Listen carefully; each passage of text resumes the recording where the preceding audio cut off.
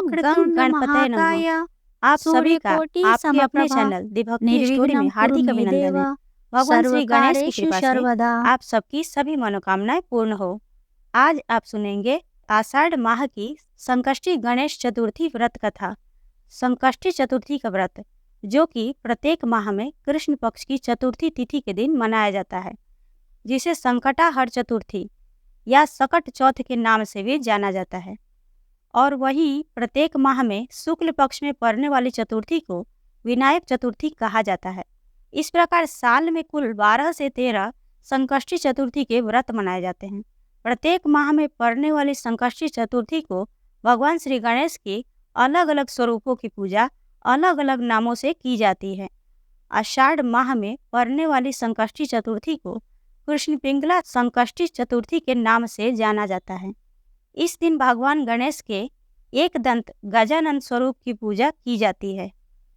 यह व्रत संतान प्राप्ति तथा घर की सुख समृद्धि के लिए रखा जाता है।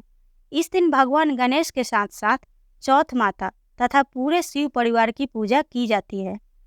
धार्मिक ग्रंथों में ऐसा कहा गया है कि आषाढ़ कृष्ण पक्ष की कृष्ण पिंगला संकष्टी चतुर्थी के दिन ही भगवान शंकर ने यह घोषणा की थी कि भगवान गणेश को सभी प्रसंगों में सबसे प्रथम पूज्य और सभी देवताओं में सबसे महत्वपूर्ण माना जाएगा। किसी भी पूजा को करने से पहले सबसे पहले भगवान गणेश का नाम जरूर लिया जाएगा। मान्यता है कि इस दिन जो भी भक्त पूरे विधि विधान से इस व्रत का पालन करते हैं, भगवान गणेश का पूजन करते हैं, तो भगवान गणेश उनके जीवन के सभी कष्टों को हर लेते हैं। भगवान श्री गणेश सभी बाधाओं को दूर करके उन्हें सुख, सौभाग्य, स्वास्थ्य, धन, शांति, समृद्धि और खुशी प्रदान करते हैं। संकष्टी चतुर्थी पर उपवास किया जाता है और व्रत कथा पढ़ी या सुनी जाती है। उसके बाद शाम के समय चंद्रमा को अर्घ्य देने के बाद ही यह व्रत पूर्ण माना जाता है।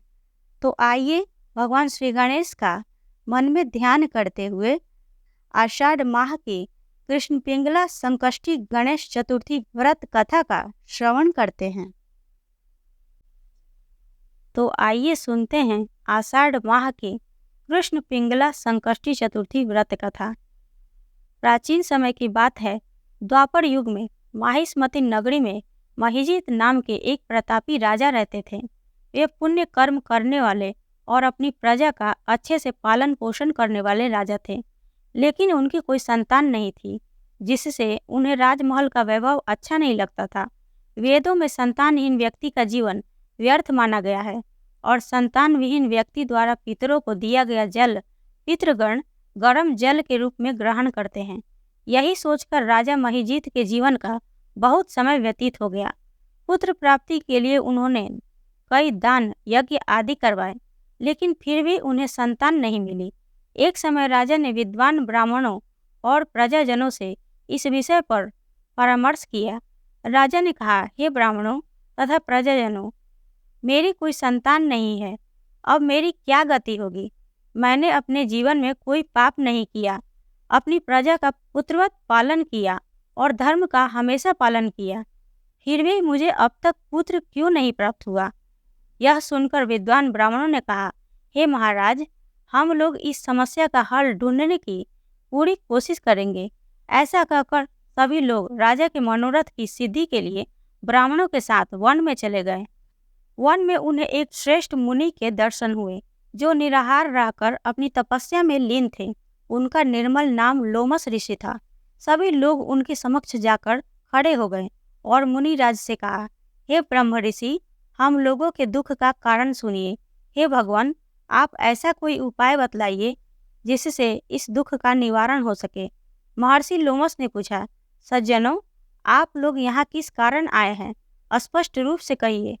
प्रजाजनों ने कहा, हे मुनिवर, हमारे राजा का नाम महिजीत है, जो ब्राह्मणों के रक्षक, धर्मात्मा, दानवीर, सूरवीर और मधुरभाषी हैं। उन्होंने ही हम लोगों का पालन पोषण किया है, परंतु ऐसे राजा को आज तक संतान की प्राप्ति नहीं हुई।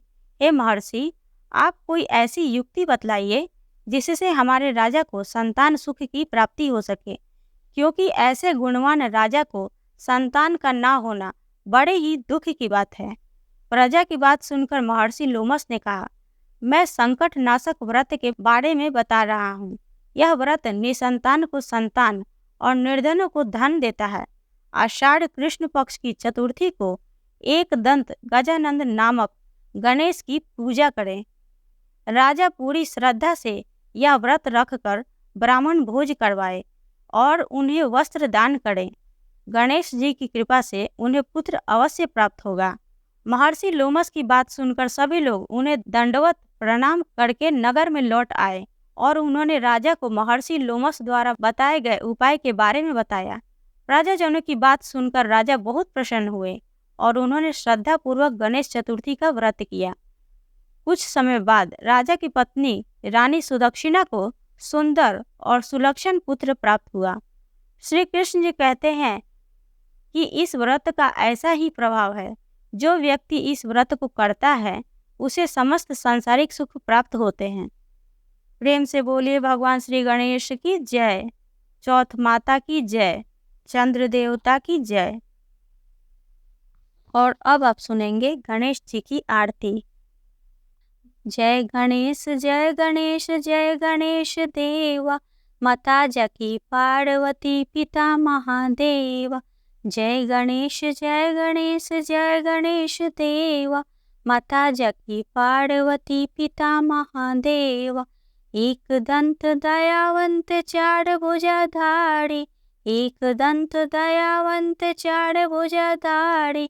माथे सिंदूर सोहे मूस की सवारी, माथे सिंदूर सोहे मूस की सवारी। जय गणेश जय गणेश जय गणेश देवा, माता जकी पार्वती पिता महादेवा। अंधन को आँख देत कोढ़िन को काया, अंधन को आँख देत कोढ़िन को काया।